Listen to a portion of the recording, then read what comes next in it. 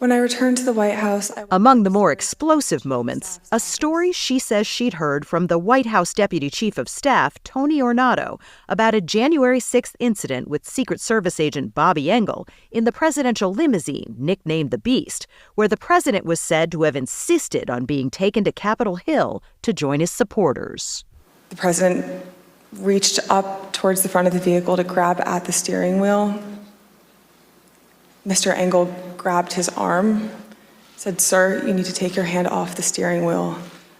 Mr. Trump then used his free hand to lunge towards Bobby Engel. And when Mr. Ornato had recounted this story to me, he had motioned towards his clavicles.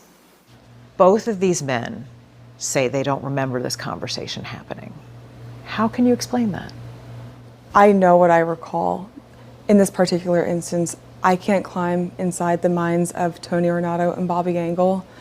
Maybe they truly don't recall this happening, but for me, I stand by what I testified to in that incident and in any other incident that had been disputed.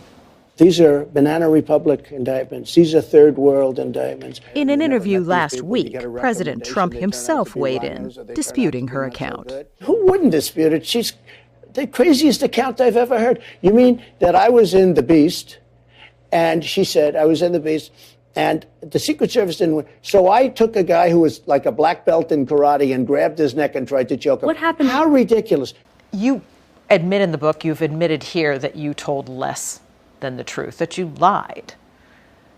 Why should we believe you now? Because what would I have to gain by coming forward? You know, it would have been easier for me to continue being complicit and to stay in the comfortable zone of, I had some sense of security, a semblance of security. I knew people that I could easily reach out to for jobs. I had friends. Have you talked to either Tony or Bobby since? I have not. I have not talked to many people in the Trump world since the day of my testimony. Hutchinson's book is full of anecdotes about her time in Trump world, including a detailed account of Trump attorney Rudy Giuliani groping her. Giuliani's team calls it a disgusting lie, but Hutchinson stands by her story, as does her publisher. She was also among the witnesses who testified for the federal grand jury in Washington and the grand jury in Fulton County, Georgia. It's not clear how much impact her testimony had on the subsequent indictments of the president and his associates. But there was someone watching it all with special interest. The man who helped inspire Hutchinson to come forward, Alexander Butterfield, is now 97 and living in Southern California. And Haldeman was a pal of mine. And she's been able to thank him in person. Now we're lifelong friends. Yeah. Well, more than friends we are, yeah. Cassidy Hutchinson says that while her life and her heroes have changed, she's still a Republican. Are you backing someone yet in the 2024 election? For starters, I would like to make clear, I would not back the former president of the United States. He is dangerous for the country.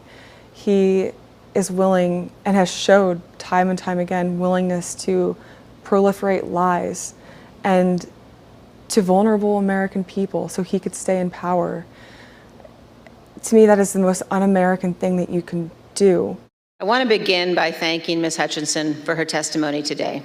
We are all in her debt. Alex Butterfield said he'd do it all over again. Would you? I would. I don't think I would really change anything. You know, I got to where I needed to be, and I'm proud of the work the committee did too, and I'm also very grateful that they were willing to listen and that America was willing to listen too.